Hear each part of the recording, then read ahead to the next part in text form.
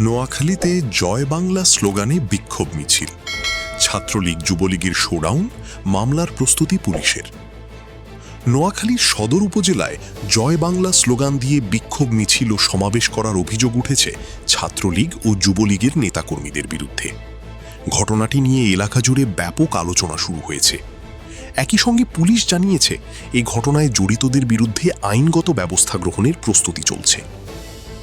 শুক্রবার বিকেলে নোয়াখালী সদর উপজেলার ৯৯ ইউনিয়নের বাদিরহাট বাজার এলাকায় এই বিক্ষোভ মিছিল অনুষ্ঠিত হয়।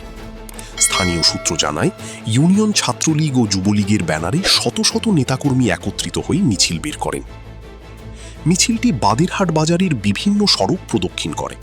এ সময় অংশগ্রহণকারীরা বিভিন্ন স্লোগান দেন। প্রত্যক্ষদর্শীদের দাবি, মিছিলে কয়েকশো নেতাকর্মী ও সমর্থক অংশ নেন।